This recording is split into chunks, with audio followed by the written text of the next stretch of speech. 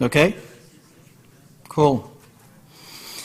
So, thank you everybody for getting in. Let's start with a quick poll because this presentation is supposed to be in English.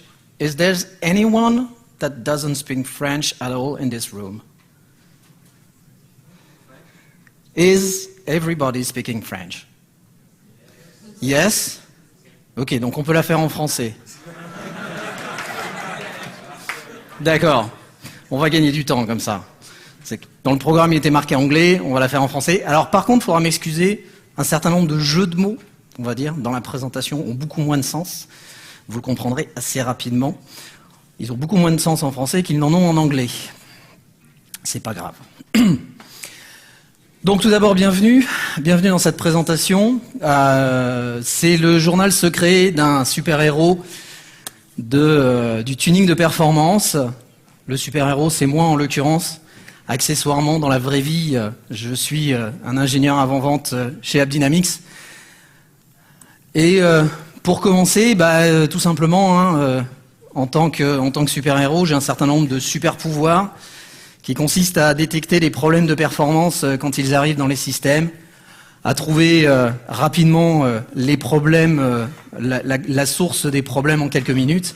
Et surtout, je suis capable de parler plusieurs langages. Je peux aussi bien parler du langage de développeur que du langage de testeur, que du langage de gens de la production. On ne parle pas toujours le même langage et c'est pas toujours facile, ils ne se comprennent pas toujours. Accessoirement, comme vous l'avez vu, je parle un peu anglais, un peu français, un peu espagnol. Et mon projet, personnellement, c'est d'éradiquer tous les problèmes de performance que l'on peut avoir dans les applications.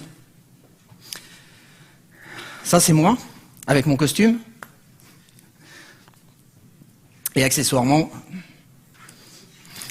en combat contre Java. Donc, allons-y. De quoi nous allons parler? Nous allons parler du changement, bien évidemment. Donc un des premiers jeux de mots qui n'a pas vraiment de sens, mais le savon glissant, qui n'a de sens qu'en anglais, bien évidemment. Un peu de problème avec tout ce qui concerne les Java Beans. Comment se noyer dans une piscine de connexion. Comment mourir d'ennui. Et puis, comment récompenser les DevOps. La première chose dont je voulais vous parler, c'est le changement. Tout d'abord, Winston Churchill disait que s'améliorer, c'est changer. Mais que pour être parfait, il fallait changer beaucoup. Et c'est ce qui se passe un petit peu avec l'informatique. Aujourd'hui, est-ce que vous savez combien de cycles de release vous avez dans vos applications? Nous avons fait, nous, AppDynamics, nous avons fait une étude en 2011, et on a eu à peu près 250 réponses qui nous disaient 58% à peu près changeaient tous les 2 mois. Et puis, des gens qui changeaient tous les mois, il y en avait 17%. Puis, il y avait quand même 21% de gens qui avaient des cycles toutes les semaines. Et il y avait jusqu'à 3% de gens qui avaient des cycles tous les jours. Et pour autant, tous ces gens-là, presque un tiers, nous ont dit qu'ils ont toujours des problèmes de performance. Ils changent beaucoup, mais il reste qu'ils ont toujours des problèmes de performance, au moins un incident de sévérité 1 chaque mois. Pourquoi ça? Très simplement, on est passé en 10-15 ans à peu près d'architecture qui était totalement monolithique. La bonne vieille époque, début des années 2000, où on avait grosso modo un Tomcat, un WebSphere ou un WebLogic, et puis une connexion JDBC vers une base MySQL. Quelque chose de très monolithique. Problème de performance était assez simple à résoudre. Il suffisait de regarder dans les logs, de voir un petit peu ce qui s'y passait. Fréquemment, on tapait sur la base, et puis ça s'arrêtait là. Aujourd'hui, c'est plus tout à fait pareil. On est dans un autre contexte, les architectures ont beaucoup changé, on va être dans des architectures beaucoup plus complexes, beaucoup plus difficiles à gérer, où le Tomcat, maintenant, il est noyé un petit peu dans la masse de tout ce qui peut se passer, et puis on a rajouté tout un tas de choses. On a rajouté du messaging, il faudrait que ça arrête de clignoter, on a rajouté différents autres systèmes, on a rajouté du web service, on a rajouté du MUL, des ESB, l'ESB, des web services, on se met à rajouter aujourd'hui du Cassandra, du Thrift, du MongoDB, des choses comme ça, qui font que tout ça, ça rend les applications de plus en plus complexes. Et puis aujourd'hui, regardez dans les logs de Tomcat, ça suffit plus pour détecter un problème de performance, pour savoir pourquoi quelque chose ne marche pas. Et aujourd'hui, surtout, il est très difficile de dire, quand un utilisateur fait quelque chose, par où on passe. Est-ce qu'on passe par Tomcat, TIBCO, etc., JBoss? Comment on fait pour aller adresser un composant? Et où se trouve le problème de performance? Quelques exemples d'une application simple, somme toute. Un des exemples d'un de nos clients qui a eu une application qui était relativement simple à l'origine. Ça ressemble plus à des plats de spaghettis, je vous l'accorde, mais voilà. D'autres exemples. Donc on passe du monde .NET au monde Java. C'est pas beaucoup plus simple. Et puis certains nous disent qu'ils ont des transactions de login excessivement simples. Juste pour une transaction de login. On passe par différentes briques. Ne me demandez pas pourquoi on passe par du JMS, des queues de traitement, des choses asynchrones, mais voilà, un de nos clients fait ça pour un login. Rentrer son user, son password et valider. Donc là-dedans, quand on a un problème de performance, c'est pas toujours facile. Pourquoi? Un de nos exemples, nous avons un client aux États-Unis qui travaille dans le domaine des médias, qui dispose de quelques millions d'utilisateurs. Voilà, qui a toujours eu des problèmes de performance en production, et puis des gens qui se plaignent, forcément, qui appellent. Quelque chose d'assez simple, somme toute, Tomcat, MySQL, des services. On n'est plus dans le plat de spaghettis, on est déjà dans quelque chose d'un peu plus facile. Mais, bizarrement, une fois qu'on a installé nos solutions, on constate assez rapidement qu'on va avoir un problème, somme toute, sur un web service identifié en rouge, qui appelle un provider tiers. D'où l'importance de constater le temps de réponse de ces web services, même si on n'en est pas dépositaire. Si on travaille en particulier avec des tiers, il est toujours important d'être capable d'identifier ces web services et d'être capable de les monitorer pour savoir ce qui s'y passe et éventuellement communiquer avec des tiers. Non, je m'inquiète pas. D'accord. Ok, c'est bon. Ça, c'est la belle solution. Exactement. L'informatique, c'est simple comme un morceau de scotch. J'ai pas le copyright là-dessus. Donc certains services peuvent performer et d'autres ne le peuvent pas. On a travaillé par exemple avec des gens comme PayPal, où on a pu, suite à des problèmes de performance avec un fournisseur, en l'occurrence c'était PayPal pour un de nos clients, on a pu travailler avec PayPal, effectivement, en les aidant à monitorer leur web service, vu depuis ce client-là, et en leur présentant des données, en leur disant, voilà, à telle période de la journée, pendant tant de temps, voilà les conséquences que peuvent avoir un mauvais temps de réponse. Ça impacte directement notre business, nous, puisque nous sommes tributaires de votre service PayPal. Et on a pu travailler avec PayPal, effectivement, sur de nombreuses itérations, et en à peu près 6 semaines, on a pu améliorer la qualité de service d'environ 15 à 20% à peu près, de telle manière à ce qu'on ait quelque chose de beaucoup plus stable. D'où l'importance bien de monitorer les services externes, fondamental, d'être capable de fournir des SLA, voilà, parce qu'on est tributaire de plus en plus aujourd'hui de services tiers, et ces services tiers, il faut qu'on soit capable de les monitorer, qu'on soit capable d'établir un dialogue avec ces gens qui nous les fournissent, et qu'on soit capable aussi de dialoguer avec leurs équipes de telle manière à faire du tuning et de l'amélioration de performance. La mort par le haricot Java. Une fois de plus, nouveau client, cette fois-ci dans le e-commerce, 24 millions de transactions par jour, et puis chaque jour, des problèmes de performance vers 6 heures. 6 heures du soir, tous les jours, des problèmes de performance. Beaucoup d'alertes, beaucoup de gens qui appellent, forcément, ils ne sont pas contents. Et puis une architecture un petit peu plus compliquée, du Tomcat, du JBoss, du MQ Series, du MySQL, du Oracle, du Web Service, tout un ensemble de technologies qui sont utilisées.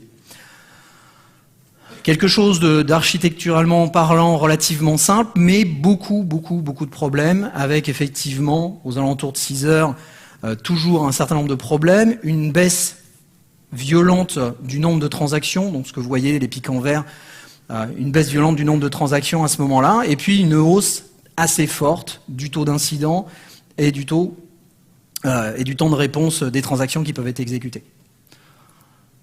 Par rapport à ça, quand on regarde les systèmes Matrix, tout semble OK. Voilà. Ça, on aurait pu le voir sur un Agios, sur un Perfmon, sur à peu près tout ce qu'on veut qui existe sur le marché.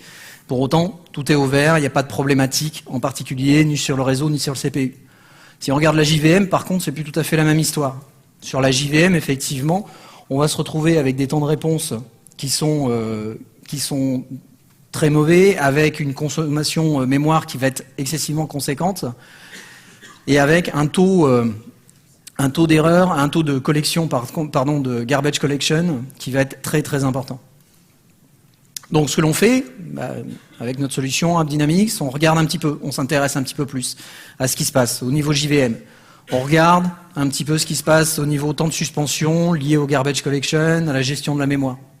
Ce qu'on s'aperçoit, c'est que à 6 heures, effectivement, aux alentours de 6 heures, on commence à avoir des collections majeures de plus en plus violentes, qui prennent de plus en plus de temps jusqu'à ce qu'on ait une rupture. C'est-à-dire que la JVM ne répond absolument plus vers 18h30, 19h. Et quand on regarde un petit peu plus en détail sur les transactions qui peuvent circuler à ce moment-là, bizarrement, on tombe sur une transaction de recherche. Et cette transaction de recherche, au même moment, effectivement, on va se retrouver avec un nombre d'appels très impressionnant. On va être à plus de 10 000 appels sur une tranche de temps donné. Et surtout, on va avoir énormément d'erreurs. Énormément de requêtes qui vont être lentes, énormément de requêtes qui vont être très lentes. Des choses qui vont être détectées par AppDynamics. Et des transactions même qui vont rester complètement bloquées. Et si on s'intéresse un petit peu plus, on constate que ces transactions qui commencent à 6 heures à peu près, des transactions de recherche, leur nombre monte violemment et correspond parfaitement au pic de consommation mémoire et au pic de suspension lié à du garbage collection. Qu'est-ce qu'on en déduit? On va regarder un petit peu plus en détail. On regarde, on tombe sur des transactions qui sont qualifiées par très lentes par l'outil. Effectivement, 38 secondes pour une recherche, c'est long. On a le temps, il peut s'en passer des choses en 38 secondes. Est-ce que vous savez ce qui se passe en 38 secondes? Vous avez une idée? En 1 minute, il se passe ça sur Internet. C'est tout récent, ça vient de chez Intel, pour ne pas les citer. Il se passe ça sur Internet en 1 minute. Donc imaginez ce qui peut se passer en 38 secondes. Il peut s'en passer des choses. En 38 secondes, en tout cas, la personne qui faisait sa recherche n'était pas contente. Elle n'était pas contente, et tout simplement pourquoi? Pour toute une série d'appels vers mes amis EJB. Voilà, des EJB qui sont appelés. Chaque EJB appelle lui-même tout un ensemble de requêtes SQL. Et chaque EJB appelle environ, on a fait à peu près 12 000 queries, 12 000 requêtes sur la base de données. Ce qui fait que on a complètement saturé la mémoire avec des objets qui ont été gérés par les EJB. Donc ça, détection qui a été faite, ça faisait plusieurs semaines que le problème traînait, avec pas vraiment d'indication. Ça, c'est quelque chose qui a été trouvé en quelques minutes. Tout ça pour dire que, effectivement, le garbage collection, ça peut tuer une application. C'est très joli comme mécanisme sous Java, c'est magnifique. On n'a pas à gérer la mémoire, c'est toujours ce qui a été vendu depuis 15 ans sous Java. Malheureusement, c'est pas toujours la mémoire qui tue l'application, ça peut être le garbage collection. Plus vous avez de garbage collection, plus vous avez d'objets, plus ça va consommer du CPU, plus vous consommez de CPU, plus vous avez de temps de suspension, plus vous avez de temps de suspension, plus il y a des requêtes qui sont mises en attente, plus il y a de requêtes mises en attente, plus il y a d'objets, plus il y a d'objets, plus il y a de garbage collection, etc. Et au bout d'un moment, vous avez une JVM qui crache. Autre problème, comment se noyer dans une piscine? Je vous l'avais dit que ça n'avait pas de sens en français, la traduction, mais c'est pas grave. Un opérateur de télévision en Europe, un de nos clients, je crois que c'est un client belge, si je me souviens bien, ça doit être BTV, qui nous rapporte tout un ensemble de problèmes entre 7h et 10h du soir. Énormément de requêtes qui sont en time-out. Et forcément, les utilisateurs qui se plaignent, vous vous rendez pas compte, j'ai payé un service, mon match de foot, je peux pas le regarder. Alors que ce soir, il y a la Champions League. C'est absolument horrible pour un utilisateur.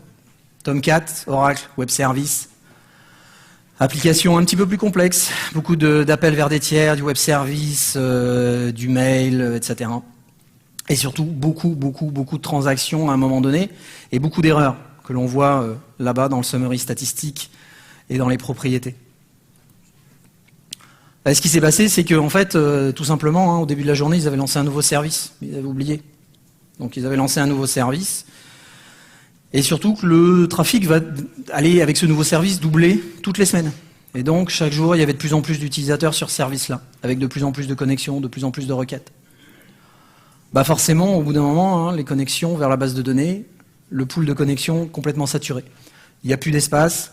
Et effectivement, au moment du pic de transaction, entre 7h à peu près et 10h du soir, pic de transaction, le connection pool qui talonne complètement, on est à saturation et du coup les temps de réponse explosent. Ça, c'est la partie la plus intéressante. C'est que ce problème-là, somme toute, il est assez classique. Connection pool qui sature, c'est somme toute quelque chose d'assez évident.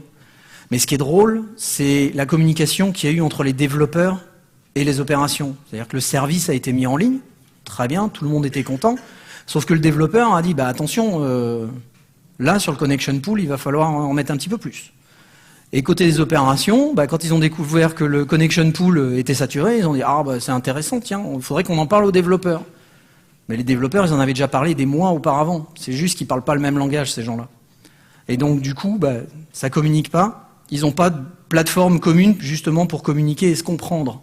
Et ça, c'est un problème que l'on voit, nous, spécialistes dans ce domaine-là. Chez AppDynamics, on voit ça tous les jours. Des gens qui n'arrivent pas à se parler entre eux. Entre développeurs, testeurs, opérations, ça ne parle pas le même langage. C'est tout simplement, c'est aussi simple que ça.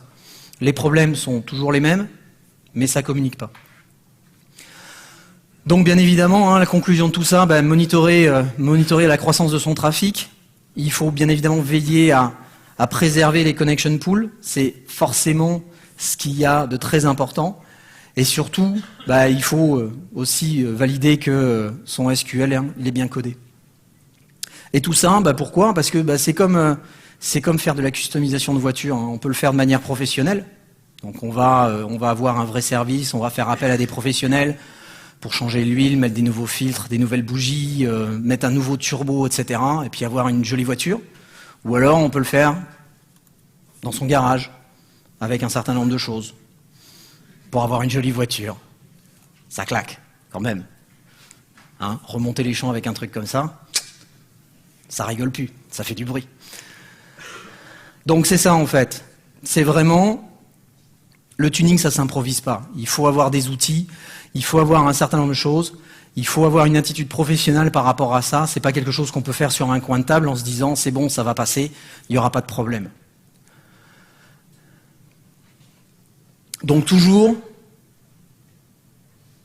retenir que les problèmes de performance, il suffit souvent de résoudre assez peu de choses, de toucher à assez peu de choses pour régler énormément de problèmes de performance. Il ne faut pas croire que les problèmes de performance dans une application sont une fatalité. Souvent, on a 5% du code qui est responsable de 95% des dégradations de performance. Il suffit d'un cache mal configuré, d'un cache Hibernate mal configuré pour que tout de suite ça soit un drame, aussi bien au niveau de la base qu'au niveau du CPU, qu'au niveau de la mémoire, et que les utilisateurs soient totalement insatisfaits. Donc il faut vraiment mesurer, comparer et voir ce qui se passe. De la même manière, les locks, donc là on est sur autre chose, on est sur un US Retail, voilà, de l'acabit d'un Auchan, d'un Carrefour, Intermarché, 1 million de revenus. Et de temps en temps, ils avaient sur leur web store, qu'ils ont mis en ligne, des problèmes, des choses qui répondent plus, des lenteurs. Et surtout, des impacts sur le revenu. On passe toujours de plus en plus compliqué, beaucoup de traitements asynchrones, beaucoup de queues de traitement, beaucoup de JMS, beaucoup de choses asynchrones avec tout un ensemble de problèmes, en particulier en bas, sur la source, là, des choses qui sont en rouge, que AppDynamics va détecter comme étant vraiment problématiques. Puis quand on regarde, AppDynamics il dit non, il y a des problèmes de JVM, de deadlock dans les JVM. Il y a des choses qui sont complètement bloquées, régulièrement. Donc qu'est-ce qu'on fait dans ces cas-là? On fait un thread dump. On va regarder un petit peu. Parce que les utilisateurs, ce qu'ils auraient fait en production, c'est juste redémarrer l'application. Donc là, on regarde, on fait un thread dump. Puis on se rend compte qu'on a 3 threads qui sont constamment bloqués. Il y en a un qui travaille dans le cache, donc il y en a un qui fait un remove, il y en a un qui fait un get et l'autre qui fait un set, mais ils sont tous interdépendants. Donc le dernier est dépendant du premier, le premier est dépendant du dernier, puis celui du milieu, il est coincé entre les deux. Donc forcément, ça va nulle part. La problématique, c'est pas tellement ça, c'est ce que ça fait derrière. Donc derrière, effectivement, on peut regarder, hein, toujours pareil. AppDynamics va donner ce qui s'est passé. On a arrêté de le monitorer après 274 secondes parce que de toute façon, ça prenait trop de temps. La recherche n'aboutit pas. Mais c'est surtout la problématique, c'est qu'on est bloqué et qui est impacté. Ça, c'est important, c'est de savoir ce qui est impacté et pourquoi c'est impacté. Et malheureusement, ce qu'on se rend compte assez rapidement, c'est que c'est le porte-monnaie qui est impacté. C'est le check-out. Et là, pour un retail qui fait du e-commerce, c'est le drame. C'est le drame le plus absolu, parce que sur 46 000 paiements, il y en a 2500 qui sont impactés sur une tranche de temps. Donc ça doit être sur 1 heure, je pense. Avec un panier moyen de 75 $, au bout d'1 heure, ça fait 187 000 $. Ça n'arrête pas de clignoter, hein, c'est pénible.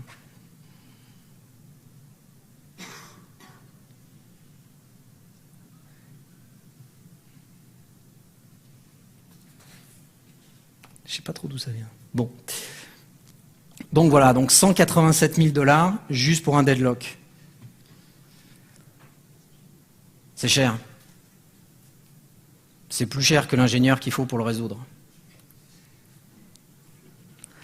Et redémarrer les serveurs, ça suffit pas, hein, parce que le problème, il est toujours là. Le problème est toujours là. Le thread dump, c'est bien joli, mais quand on n'a pas les outils pour le faire, à lire, moi personnellement, je ne parle pas hébreu, je voulais dire, je parle anglais, espagnol, un peu français, mais je ne parle pas hébreu.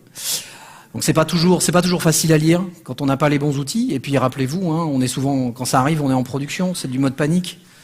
Faut résoudre le problème, ça coûte cher. Les business owners, ils sont derrière en train de dire ça va pas, on perd de l'argent. Et puis surtout, assurez-vous que les caches sont thread safe. Hein, ça c'est. Et qu'en est-il des nouvelles technologies? Parce que tout ça, c'est bien joli, on est presque sur de la vieille technologie maintenant, Tomcat, JBoss, MySQL. Aujourd'hui, c'est le big data, le cloud, le big data, Cassandra, le MongoDB. Là aussi, on va être capable de le faire. On va être capable de voir ce qui se passe et puis de regarder un petit peu ce qui peut se passer quand on appelle du Cassandra, quand on appelle du MongoDB, et puis de regarder surtout aussi ce qui se passe, non seulement ce qui est envoyé vers du Cassandra, mais ce qui se passe aussi entre le serveur et Cassandra, et voir comment on envoie des requêtes Swift vers du Cassandra. Et puis si c'est lent, c'est surtout qu'on va être capable de descendre à l'intérieur du Cassandra et regarder comment c'est implémenté dans Cassandra. Ça, c'est important de pouvoir aller avoir de la visibilité même dans quelque chose qui nous paraît fermé et d'aller pouvoir descendre à l'intérieur, de voir comment c'est monté et de voir si finalement il n'y a pas des problèmes tout simplement dans la manière dont c'est agencé. On va pouvoir collecter des métriques via du JMX par exemple, des Mbin Browser, etc. On va pouvoir regarder un petit peu ici les latences qui peuvent être impliquées, de telle manière à ce qu'on puisse monitorer tous les composants et surtout que retenir la chose suivante, c'est que tous les softwares peuvent avoir des problèmes. Tous. On n'est pas à l'abri, quand on prend un framework, de tomber sur un problème. Certains sont plus vieux que d'autres, sont plus matures, mais on n'est pas à l'abri de ce genre de choses. Et justement, ce genre de solution, AppDynamics va vous permettre d'avoir de la visibilité, y compris dans des choses qui paraissent fermées. Donc vous, est-ce que vous savez à quel point votre code, il est bon? Est-ce que vous le savez? Parce qu'aujourd'hui, il y a moins de 1% des développeurs qui le savent. Pourquoi? Tout simplement, on ne parle pas le même langage, je vous l'ai dit. Normalement, ce problème, ça devrait être marqué plus gros. Problème gros. Tout simplement parce qu'en dev, vous êtes tout seul. Donc, problème de concurrence, d'accès concurrence sur votre système, le volume de data, les ressources, etc. Vous êtes sur un serveur de dev, ils sont toujours surchargés, mais pour autant, ils répondent toujours bien. Puis après, on passe en test. Et là, les testeurs, ils commencent à utiliser des outils de test fonctionnels, et puis après, des outils de test de performance. Puis on passe, quand on commence à passer sur le JMeter, on commence à dire, ouais, mais il y a des problèmes de concurrence, il y a des problèmes de volume, il y a des problèmes d'accès base, il y a des problèmes de ressources. Tout ça, on peut le voir, somme toute, on sait qu'on a mis 1000 requêtes à la seconde. On sait qu'au niveau de la base, elle consomme 60% de CPU. Voilà, les ressources, c'est pas trop ça, mais on n'en sait pas beaucoup plus. Le problème vient surtout du fait, c'est quand on passe en production. Où là, c'est pas le fait de savoir ce qu'on a, c'est savoir ce qu'on va avoir. Et c'est assez difficile, en particulier lorsqu'on fournit un nouveau service, d'être prédictif sur ce niveau-là. De savoir quelle va être la charge, de savoir quel va être le volume. Attendez-vous toujours au pire. Au moins, le pire, on n'est jamais déçu. On est sûr que le jour où ça arrive, on sait à quoi s'attendre. Donc ça, c'est un petit peu la problématique. Et aujourd'hui, justement, AppDynamics va permettre de donner de la vision à tous ces gens-là, et de les faire communiquer. C'est-à-dire donner de la vision au développeur et de lui dire, même s'il n'y a pas de problème de performance aujourd'hui avec zéro trafic, on est quand même capable de donner de l'indicateur de performance. De dire, voilà, dans telle transaction, il y a telle chose qui pourrait éventuellement être améliorée. Et puis sur le test, pareil, lorsque vous allez faire votre JMeter, votre load runner, tout autre produit que vous ayez, Grinder, etc., vous allez pouvoir voir un petit peu ce qui va se passer et puis faire éventuellement de la simulation sur les problèmes de log que vous pourriez avoir, sur les problèmes de base, de communication, etc. Et en prod, vous pourrez toujours continuer à le faire parce que vous serez informé, quoi qu'il arrive, des problèmes de performance. Qu'est-ce qu'on peut retenir de tout ça ? Il faut monitorer et tester votre application. Ça, je pense que c'est assez évident. Qu'il faut aussi que ça ne se fait pas tout seul, qu'il faut avoir des outils, qu'il faut surtout prendre le problème de l'APM comme étant quelque chose qui est aujourd'hui inéluctable. Aujourd'hui, n'importe quel métier que vous fassiez, les performances, la performance de votre métier va forcément être liée à la performance de votre système d'information. Si vous êtes un e-commerce, c'est d'autant plus vrai si vous développez pour du e-commerce. On l'a vu, si vous avez des check-out qui ne marchent pas, c'est directement le portefeuille qui est impacté. Il faut communiquer. Je sais que ce n'est pas toujours facile, on ne s'entend pas forcément bien quand on est développeur avec les gens de la prod, on a l'impression qu'ils ne sont pas sur la même planète parfois. Et puis c'est réciproque, je vous le garantis. C'est pas le cas partout, mais ça arrive assez fréquemment qu'il y ait des problèmes de communication où on se comprend pas. Les gens ne parlent pas la même chose. Il y en a qui veulent à tout prix maintenir la stabilité, il y en a d'autres qui veulent à tout prix corriger du code. Il faut bien évidemment partager ses objectifs, ses outils, tout ce qui est les métriques, et surtout apprendre de ses échecs, pas reproduire 100 fois la même chose. Si vous voulez en savoir plus, vous pouvez venir nous visiter, nous sommes sur le stand AppDynamics, au premier étage, enfin à l'étage au-dessus. Et je serai ravi de vous donner des démonstrations du produit si ça vous intéresse. Avez-vous des questions ?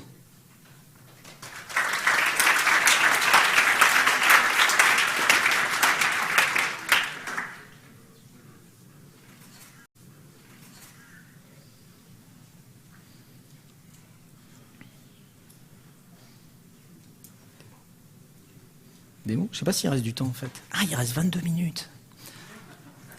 Et vous savez quoi ? On va recommencer. In English this time. So, is there anyone speaking French in the room? So, instead of, plutôt que d'attendre, si vous voulez voir un petit peu, je peux vous montrer rapidement à quoi ça ressemble. Je vais peut-être baisser un peu la résolution.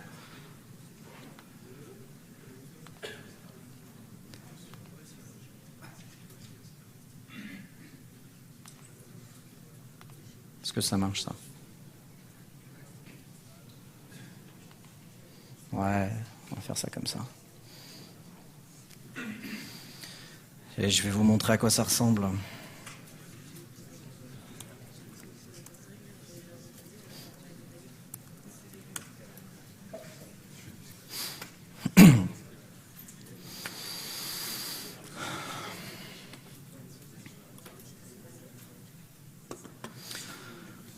Donc, tout ce que je vous ai montré précédemment sont des problèmes qu'on découvre assez simplement avec cette solution.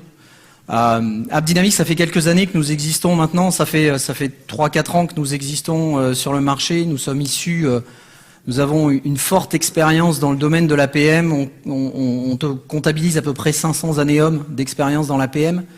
Les gens qui travaillent chez nous sont principalement des gens qui ont travaillé aussi pour d'autres éditeurs. Moi-même, je viens d'un éditeur qui travaillait dans le monde de l'APM. Les développeurs viennent aussi de gens qui travaillent dans l'APM. Et vraiment, on a essayé de designer cet outil pour être le plus simple possible à utiliser, que ce soit pour les gens de la production, de la pré-production ou du développement. Et l'idée vraiment avec cette solution, c'est très simplement, nous sommes une technologie à base d'agents, principalement centrée sur les technologies Java, .NET, PHP, et nous allons très simplement installer des agents sur les différents composants, de telle manière à ce que lorsque vous allez redémarrer votre application, eh bien, vous ayez une vision complète, topologique et cartographique de votre application. C'est-à-dire que dès que vous allez avoir des transactions qui vont transiter dans le système d'information, eh bien, on va capturer ces transactions-là, et puis on va monitorer tout ça, on va créer des baselines de telle manière à savoir un petit peu quelle est la performance attendue et la performance moyenne de ces transactions-là.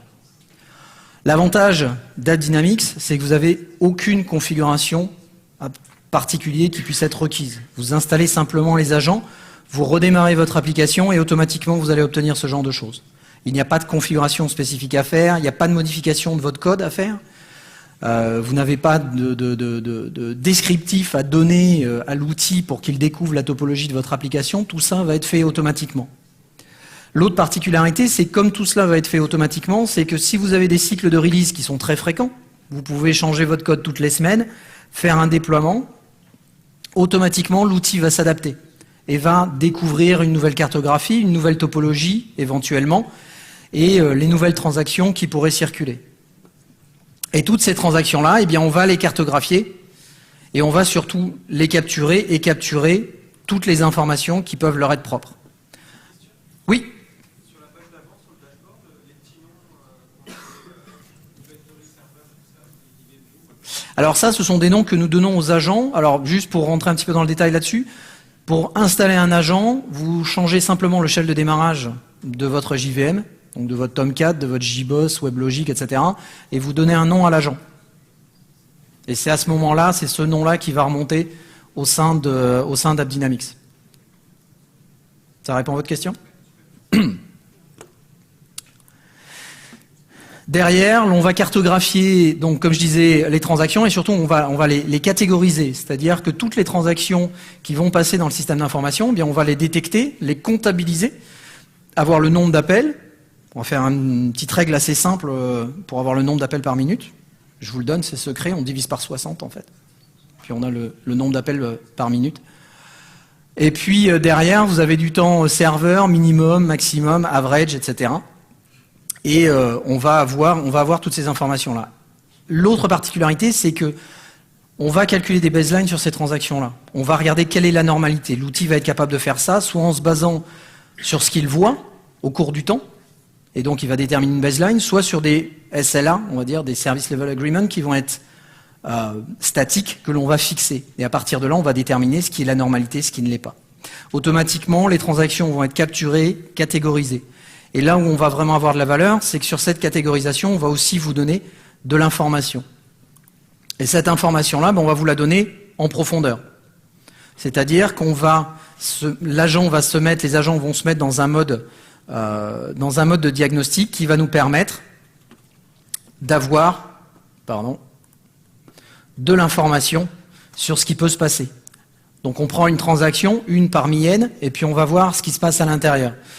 Et à partir de là, je vais pouvoir descendre très facilement à l'intérieur de mes transactions, voir comment celles-ci se décomposent avec un niveau intéressant d'un point de vue descriptif des piles d'appels. Et surtout, je vais savoir dans quels appels j'ai passé le plus de temps. Donc ici, en l'occurrence, mon web service qui a consommé à peu près 99,9% du temps, dans lequel je vais pouvoir descendre, voir entre quel tiers et quel tiers ce web service s'applique, et si le tiers destination est aussi instrumenté, je vais pouvoir aussi descendre dans le tiers qui traite ce web service, et voir un petit peu, jusqu'à la requête base de données, ce qui peut se passer. Donc en quelques clics, je vais assez rapidement détecter les problèmes, savoir si j'ai un problème de web service, de connectivité, de base de données. Je vais évaluer effectivement quelle peut être potentiellement ma requête. Je vais surtout aussi voir ce qui peut se passer d'un point de vue hardware et mémoire, par exemple, au niveau de ma JVM, et de savoir dans quel contexte cette transaction-là s'est exécutée. Quel était l'état des garbage collectors, quel était l'état de la mémoire à ce moment-là. Et donc comme ça, je vais avoir tout un écosystème autour de ma transaction. Je vais aussi capturer éventuellement les paramètres HTTP qui ont pu être passés dans cette transaction-là. Je vais vraiment avoir toutes les informations. En l'occurrence, là, on a un problème de base de données qui a été identifié. Je vais pouvoir partager ce genre de choses. Donc je vais pouvoir très simplement communiquer, si je suis en production avec un développeur, en lui envoyant le lien de cette transaction-là. Et puis je vais pouvoir, comme ça, continuer mon investigation. Oui.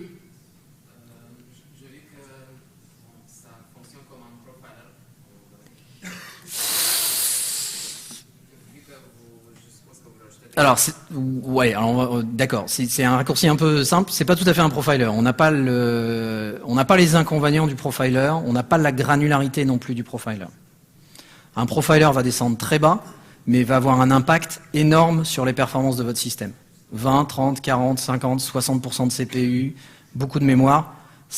Tout ça, c'est fait en production avec moins de 2% de CPU. Que vous soyez à une transaction par seconde ou que vous soyez à plusieurs millions. 2% de CPU. Vous ne pouvez pas détailler comment il arrive à faire ça, vu que j'ai vu qu'il arrive à récupérer le stack trace dans les méthodes, récupérer les calls SQL. Comment on fonctionne? Alors, on a différentes techniques qui nous permettent de capturer. On fait un peu de bytecode, d'instrumentation bytecode. On fait d'autres choses aussi qui nous permettent d'avoir ce niveau de détail-là. Tout ça, c'est un petit peu notre sauce secrète interne, notre technologie, qui nous permet d'obtenir ce genre d'informations-là. Et donc, qui va nous permettre d'avoir des informations. Ces informations-là, on ne va les récupérer que sur des transactions qui sont potentiellement problématiques. C'est-à-dire que sur des transactions qui sont lentes, très lentes. On peut aussi l'obtenir sur des transactions qui sont normales, mais elles ne nous intéressent pas forcément. L'idée, c'est vraiment d'avoir l'information juste au bon moment. C'est-à-dire vraiment d'avoir de l'information qui concerne les performances uniquement quand il y a un problème de performance. Derrière, l'autre chose que l'on va faire aussi, c'est qu'on va pouvoir linker tout ça avec ce qui se passe au niveau de la base de données. C'est-à-dire qu'on donne de l'information sur l'application, on donne aussi de l'information dans la base de données. Et tout de suite, la requête qu'on a retrouvée tout à l'heure, ici, là, qui était cette insert order request, on voit qu'effectivement, il a un impact certain sur la base de données puisqu'il consomme 64% du temps. Et je vais avoir la possibilité d'obtenir du détail sur réellement les problématiques, à savoir des problèmes de contention d'index. Donc la particularité d'AppDynamics, une fois de plus, c'est de donner l'information, d'être capable de la trier, d'être capable de l'adresser aux bonnes personnes, d'éviter d'avoir des cellules de crise où on va rassembler des développeurs, des architectes, des gens du réseau, des gens de la base, etc. Là, c'est vraiment être capable d'identifier un problème, de l'isoler, et ce problème-là, de le traiter dans les meilleurs délais par les bonnes personnes. Et si c'est un problème de base, le faire traiter par un DBA. Si c'est un problème d'architecture, le faire traiter par un architecte, etc., etc., etc. Oui.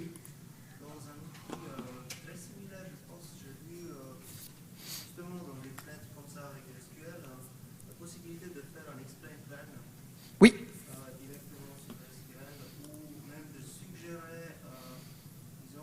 Il est là. Alors, il est là. Malheureusement, il n'est pas implémenté dans cette version-là, donc je ne peux pas vous le montrer. Mais effectivement, il existe dans cette... En l'occurrence, c'était quoi le produit? Non. Ouais. Non, c'est pas ça. Mais effectivement, on a exactement la même chose. On vient juste de réaliser cette partie-là. C'est tout nouveau, ça a 2-3 jours. Dans nos serveurs de démonstration, l'explain plan, il n'est pas implémenté, mais il existe réellement. Oui. C'est de l'analyse pseudo-temps réel. Toutes les transactions que l'on voit sont dans le système au maximum 1 minute après leur exécution. C'est-à-dire que tout ce que je vous montre ici, derrière, on a un script qui tourne sur une petite application de démonstration. Hein. Toutes ces transactions-là, vous voyez ici, il est, si je rafraîchis la fenêtre, là j'ai les données de 14h06. Donc on a 3 minutes de décalage. Voilà. L'agent renvoie ces informations-là toutes les minutes. Le but, une fois de plus, c'est un outil qui est très orienté production. ce n'est pas de saturer votre système. Donc on reste dans des niveaux de consommation CPU et mémoire qui sont très faibles, qui doivent rester à la limite du détectable dans votre environnement de production. Et c'est surtout, c'est de ne pas saturer non plus les réseaux. Parce que si on sature du réseau avec du trafic de diagnostic et qu'on laisse plus de place pour le reste du trafic, pour les web services, pour les bases de données, ça devient grotesque. Donc on va envoyer le taux de bande passante à peu près nécessaire, c'est environ, on envoie à peu près 100 kg de données toutes les minutes. Donc ça reste relativement négligeable. Donc derrière toutes ces informations, on en fait quoi? Derrière ces informations, bien évidemment, hein, on va aussi pouvoir alerter. On va pouvoir définir des règles qui vont permettre d'alerter les gens et qui vont aussi permettre d'avoir des actions. C'est-à-dire que plutôt que d'avoir par exemple une JVM qui va faire un out of memory en production et qui risque de prendre 45 minutes à faire un heap dump et puis qui risque d'entraîner les autres dans son sillage parce qu'on a un load balancer qui répartit la charge sur les autres et qui du coup va emballer les autres aussi, on peut demander à l'outil, quand on va dépasser un certain nombre de seuils, de faire un certain nombre de vérifications et de déclencher des actions. Et de dire, plutôt que d'avoir 45 minutes de downtime, on voit ce que ça peut coûter, particulièrement sur des applications commerciales, on va pouvoir demander à l'outil de maintenir en vie l'application, et donc de tuer la JVM par exemple et d'en démarrer une immédiatement. De redémarrer un serveur de ZS parce qu'il a plus d'espace CPU, il a plus assez de CPU, il a plus assez d'air. Voire d'automatiser un système cloud. Donc vous êtes sur un Amazon par exemple, votre application tourne dans un Amazon ou un Azure, vous manquez de ressources, à un moment donné l'outil va le détecter et va dire je vais instancier de nouvelles instances dans Amazon, dans Azure, de telle manière à donner de l'espace, donner de l'air à l'application. Dans ce cas-là, le contexte c'est vraiment de maintenir l'application en vie, quoi qu'il arrive, de telle manière à avoir des utilisateurs satisfaits. On n'est pas dans un système de résolution à ce moment-là, on est vraiment dans un système entre guillemets palliatif, de telle manière à ce qu'on maintient l'application en vie, on alerte les gens, on maintient en vie, derrière il sera temps de corriger. Donc c'est plutôt dans cet esprit-là vraiment qu'on va travailler. Derrière, et je m'arrêterai là, on va aussi fournir de la vision utilisateur final, de la vision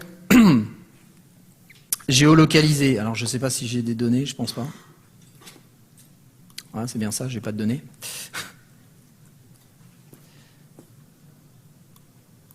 Hop.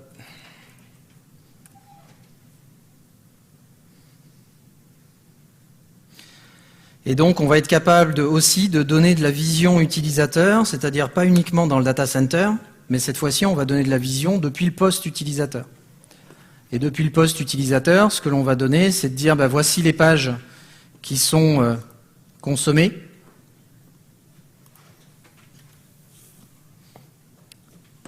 Voici les pages consommées et voici le temps de réponse depuis l'interface utilisateur.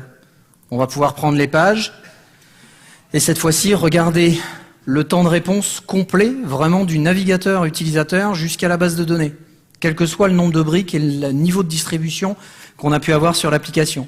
Et au niveau du navigateur, on va savoir quand est-ce qu'on a démarré la navigation, quand est-ce qu'on a démarré la requête, quel temps on a passé à exécuter du JavaScript, quel temps on a passé à faire du rendering, tout ce genre de choses. On va pouvoir le voir de manière globale par page, et puis donner tout un ensemble de statistiques. Et puis on va aussi pouvoir voir ça individuellement sur chacune des pages, et regarder un petit peu ce qui a pu se passer par page, en prenant des photos, des snapshots, un petit peu comme ce qu'on voyait tout à l'heure avec la stack trace dans le data center, et on va voir comment s'est décomposée cette page à un instant T. Et éventuellement, si on a eu des erreurs JavaScript, le petit triangle qui d'habitude reste uniquement dans IE en bas et que personne ne remonte, cette information-là va être collectée et centralisée à l'intérieur de mon système. Et donc je vais savoir que certains utilisateurs, quand ils utilisent certains navigateurs, ont des problèmes de JavaScript. Parce que ça arrive toujours malgré tous les tests qu'on peut faire. Oui ? Est-ce qu'il faut instrumenter l'application ? Alors, oui et non, c'est quelque chose qui est fait automatiquement. En fait, on propage des agents dans les navigateurs. D'accord ? Comme tout ce type de technologie, on est assez proche des technologies qui existent aujourd'hui, avec par exemple un Google Analytics. On est un petit peu dans le même esprit. On a un petit peu de JavaScript qui vient s'insérer dans les pages, qui fait cette remontée d'informations, qui regarde un petit peu ce qui se passe au niveau du DOM et qui remonte tout ce type d'informations-là. D'accord ? Ce genre de choses ne fonctionne bien évidemment que sur des technos web. Par contre, après, bien évidemment, ça fonctionne sur des technos aussi bien navigation depuis des navigateurs classiques, mais aussi depuis des navigateurs mobiles. Donc on peut comme ça avoir de la statistique qui va être donnée en fonction des pages, qui va être donnée pour différents indicateurs. Avec géolocalisation, bien évidemment, pour savoir quel type de device est le plus utilisé en France, à Hong Kong, en Australie, etc.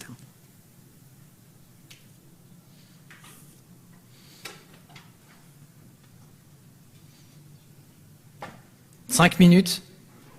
Si vous avez des questions. Pas de questions? Oui, une de plus. On peut consommer le service en SaaS dans les temps pour qu'il y ait un problème pendant 2 jours et il ne peut pas payer pendant. Non. Je peux la faire en anglais aussi. No. Alors, effectivement, nous avons un mode SaaS. Par contre, c'est pas un mode à la consommation. Nous avons la possibilité, pour installer ce genre de choses, c'est très simple. Vous avez la possibilité d'avoir un contrôleur chez vous qui va agréger les données, les collecter, etc. Et puis vous donner tout le reporting, l'interfaçage, etc. En revanche, nous avons aussi la possibilité de vous instancier l'un de nos contrôleurs, effectivement, qui lui va être en mode SaaS. On va être sur des modèles de souscription qui vont plutôt être à l'année, par contre, avec de la consommation. Par contre, que vous ayez un contrôleur SaaS ou un contrôleur on-premise, ça reste exactement le même système de tarification, puisqu'on va être sur des tarifications qui, eux, vont être en fonction du nombre d'agents que vous pouvez avoir. Oui. J'entends pas bien. Ah. J'ai testé AppDynamics Lite et j'aimerais savoir, oui, pour une application qui est en une page, donc des applications style GWT ou autre, oui, on change de page avec des tokens dans l'URL. Oui, tout à fait. Elles ne s'affichent pas sur AppDynamics. Comment on peut faire pour distinguer du coup les Alors, il y a tout un système de configuration de la manière dont on détecte. Donc, je rentre un tout petit peu dans le détail rapidement. On pourra en discuter un peu plus, de manière un peu plus avancée par la suite. Mais effectivement, au niveau de la détection, des règles de détection que l'on peut mettre en place, on va pouvoir détecter de différentes manières. Et en l'occurrence, sur les appels de servlet qui vont être faits par un GWT, on va pouvoir splitter les transactions en fonction soit du token, soit même éventuellement, encore mieux que ça, en fonction des méthodes. Voilà, je vais prendre 2 petites choses comme ça. Des méthodes qui pourraient être appelées côté serveur. Voilà, ce qui permet de, plutôt que d'avoir une seule business transaction qui est comptabilisée des dizaines et des dizaines de fois alors qu'on n'est plus du tout sur la même interface, sur les mêmes opérations, on va pouvoir prendre cette opération en amont et la splitter en fonction de ce qui peut s'exécuter côté data center, pardon. Donc par contre, je ne sais pas si ça c'est disponible dans la version light, il me semble que oui, mais je ne pourrais pas le garantir. En tout cas, ça l'est dans la version pro sans aucune difficulté. 2 minutes. 2 minutos.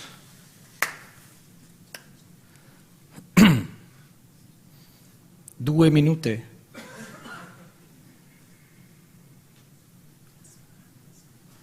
Oui. Est-ce que sur le monitoring du JVM, il peut recommander une configuration de JVM, en fait, une option qu'on n'aurait pas activée ou un paramétrage différent? Non. Sur tout ce qui est les paramètres, les XMX, XMS, etc., les algorithmes de garbage, etc. Non, malheureusement, j'aimerais bien moi-même que l'outil fasse ça. Aujourd'hui, il n'y a pas, à ma connaissance, sur le marché de systèmes déterministes qui permettent de dire, suivant une configuration mémoire et une configuration garbage, de dire, bah voilà, le meilleur algorithme, c'est ça, avec tel type de configuration, tel type de heap. Ça reste encore un petit peu de l'obscurantisme accessible à quelques experts. Ça reste un peu du vaudou, hein, quand c'est fait. Mais il y a des très bons experts qui font ça très très bien. Pas d'autres questions ? Si vous en avez d'autres, nous sommes à l'étage du dessus, Stand Up Dynamics, juste à côté de Google. Ça sera plus facile, le logo est plus connu chez Google que chez nous. Merci d'être venu, merci d'avoir suivi cette présentation.